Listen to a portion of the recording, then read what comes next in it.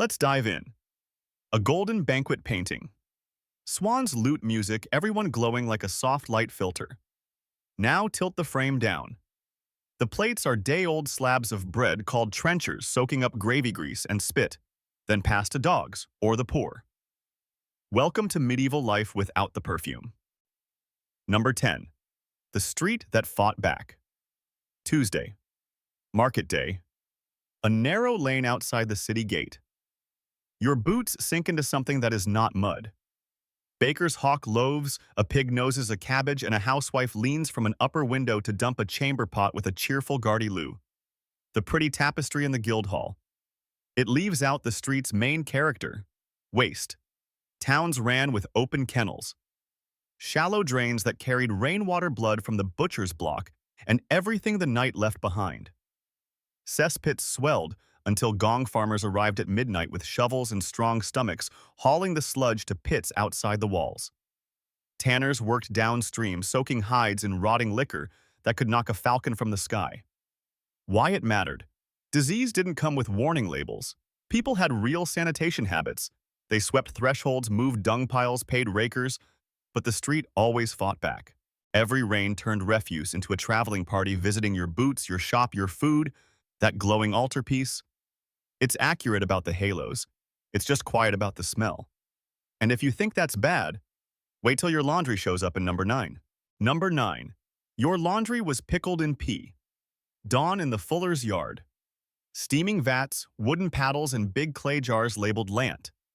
Translation: stale human urine collected from households and inns because it's a natural source of ammonia. Woolen cloth came greasy from the sheep. Lanolin dirt sweat, so fullers stomped and beat it in warm wash to scour the fibers. Then they stretched cloth on tenter frames to dry on tenter hooks. Dyers liked urine too. Colors fixed better when the fabric had been properly scoured. People even saved chamber pots specifically for the textile trade. Medieval color, gorgeous. The prep, extremely not. Why it mattered, cloth was wealth. A bright blue kirtle wasn't just fashion. It signaled status and wages. Behind that blue was a chain of unsung specialists with iron noses. And your helpful brain still does the modern rewrite. You see a saint's robe in a painting and imagine lavender fields, not last night's ale, making a second career. Viewer challenge. Which is worse? The street stew from number 10 or this pea-powered laundry? Keep a scorecard. Number 1 will ruin it. Number 8. Breakfast beer. Because water might bite. Sunup in a timbered kitchen. Pottage bubbles. You hand a child a wooden cup of small beer. Not a party, a safety feature. Brewing boiled the water and the fermentation nudged out some nasties, so in crowded towns, ale felt more trustworthy than the well beside the butcher's drain. Women brewsters ran many of these operations, turning grain into daily liquid bread that went stale fast and had to be remade constantly. Was medieval water always poison? No. Clean springs existed, and monasteries engineered smart systems. But in cramped neighborhoods, you rolled the dice less if you drank weak ale. Why it mattered? Paintings show pewter goblets and noble pores. Your brain fills them with romance.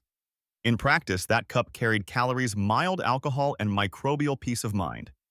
It shaped work rhythms, childcare, even wages. Some laborers were paid in ale allowances. The gallery version looks elegant. The kitchen version smells like malt wood smoke. And the open drain outside the door. If you thought breakfast beer was a plot twist, number 7 is the pantry horror that kept everyone alive anyway. Number 7. The pantry that smelled like the sea and feet. Late winter in a manor pantry. A maid levers open a barrel and the room exhales brine tallow and something you politely call aged. Inside, pork packed under salt so fierce it could tan a boot. Next to it, stockfish. Cod dried so hard you have to hammer it before soaking it for days. Cheese is alive by design, butter is going rancid into a delicacy called thrifty. And flour is sifted to evict weevils the cook calls jumpers. Spices weren't there to hide rot.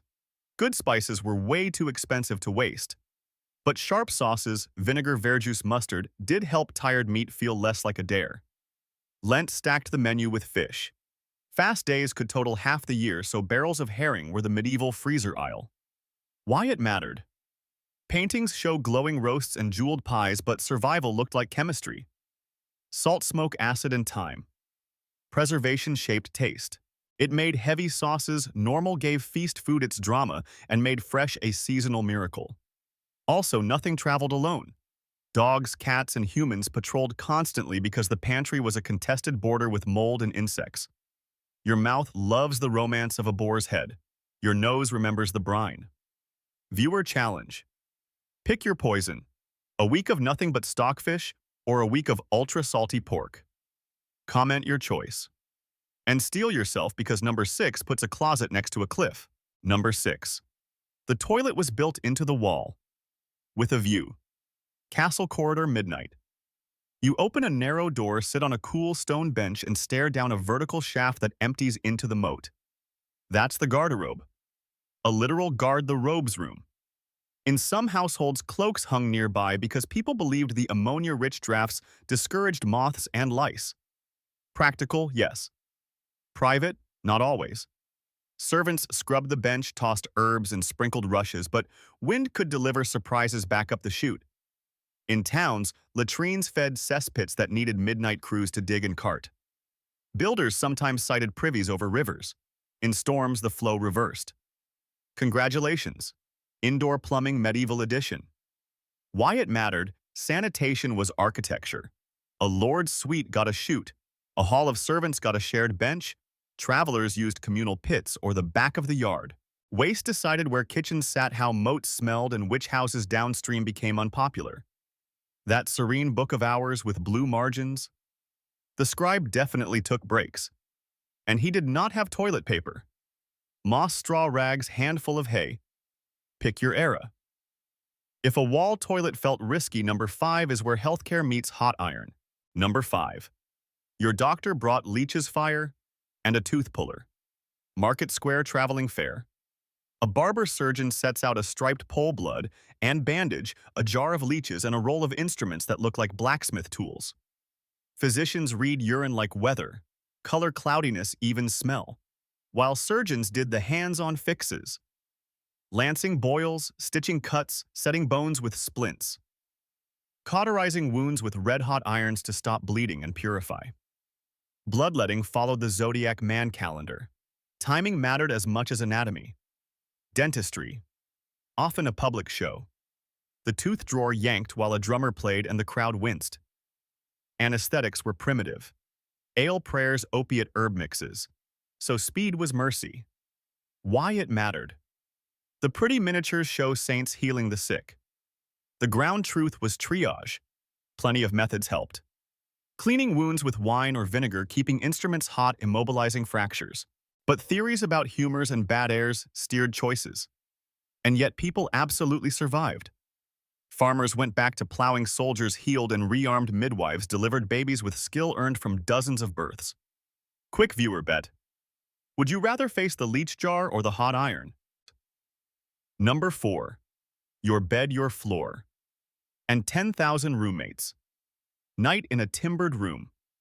You blow out a tallow candle that smell, sticks, and lie on a mattress stuffed with straw or chaff. It crackles. It also moves. Lice and fleas loved company, so did bedbugs. Floors were strewn with rushes or reeds mixed with herbs.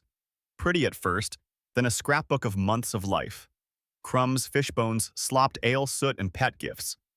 The good houses changed rushes, the bad ones seasoned them. In towns, cats prowled for rats. Rats carried fleas. Fleas bit people. People scratched. Laundry days helped, but heat and bodies meant the ecosystem thrived. Why it mattered? Paintings glow with drapery and carved headboards. The nose knows different. Daily reality was a constant campaign. Combs heated in the fire, linen, boiled mattresses, restuffed herbs, scattered mint, lavender, wormwood to bully the bugs. Even nobles itched. Light came from smoky rushlights or tallow. The film on your walls. That's years of candles. And if you think that's the worst roommate situation, number 3 brings the kitchen fire that flavored every breath you took. Number 3, the kitchen that smoked you from the inside. Pre-dawn in the Great Hall. One fire, no chimney. just a hole in the roof if you're lucky. The hearth roars. The rafters drink it. Everything above head height is shiny black with years of soot, like someone varnished the ceiling with smoke. You squint while turning a spit. Fat pops, the dripping pan hisses, and a scullion boy coughs into his sleeve because today the air is chewable. Smoke wasn't a bug. It was a feature. It cured meat hanging from beams, chased insects from the bacon, and smoked linen and hides into something tougher. It also lived in your hair, your clothes, your lungs. Eyes watered, throats rasped. Winter meant doors shut and drafts strangled, so the room turned into a hot fog machine. Candles and rushlights added their own perfume. Tallow, a polite word for beef fat smoke, that kissed every wall. Safety, mixed. Curfew bells cover the fire told you to bank embers at night for a reason. Thatch loved sparks. Whole streets rebuilt after oops. Fire laws spread, yet kitchens stayed half-open chemistry labs. Pottage simmered forever, sometimes for days, with new stuff thrown in like a sourdough starter, except lunch. Dogs cleaned floors with their faces. Skewers and hooks did gymnastics over heat that didn't care about your fingers. Why it mattered. Paintings show golden roasts and candle halos. They forget the cough, the sting, the slick soot you felt on your skin. Your taste for smoky barbecue? Cute. Medieval you was the brisket. Viewer challenge. Could you eat stew every day if it came with a side of eye burn? Mark your scorecard. And brace yourself because number 2 moves the barn indoors. Number 2. Your house was also a barn. January before sunrise. You wake to the sound of a cow shifting her weight, because she lives in the other half of the house. In many longhouses, people and animals shared a roof. Humans at one end, buyer at the other, sometimes just a low partition between. Why? Heat security convenience. A cow is a furry radiator that also feeds you. Chickens roost on beams, piglets nose straw geese, patrol like feathered bouncers. Warmth rises, so do smells. Daily life means constant negotiation with manure. Muck out fresh straw in repeat. The midden outside is a mountain that grows all winter. Fleas love the traffic lane between species. In towns, the boundary blurs differently. Animals fill the streets and the shambles butchery rows bleed down the gutters. Pretty paintings give you a stable in the nativity as a symbol. Reality made it a floor plan. Why it mattered. Disease doesn't respect job titles. Sharing air and parasites with livestock shaped everything. Where beds sat, how often you swept rushes, which shoes you kept by the door. It also made wealth visible. More animals, more mess, more food, more status, and more chores. The courtly tapestry with a unicorn in a garden. Sweet. Now picture the off-camera dung barrow. If that felt intimate, number 1 is the comfort you touched with your lips, after 100 other people did. Number 1, the cup you kissed after everyone else. Feast night in a timbered hall. Torches hiss, a lute drones, and a wooden loving cup makes its slow parade down the table. You raise it, and your lips meet the exact spot where 5 other mouths have already told their secrets. Welcome to communal dining. Most folks didn't get their own plate. They got a trencher, a thick slab of yesterday's bread that served as a disposable dish. You share a bowl with your table mate, your mess tear meat with your right hand, and sop gravy with bread that's also been a napkin, a spoon, and a sponge. Knives. Bring your own. Spoons exist, but hands do the heavy lifting.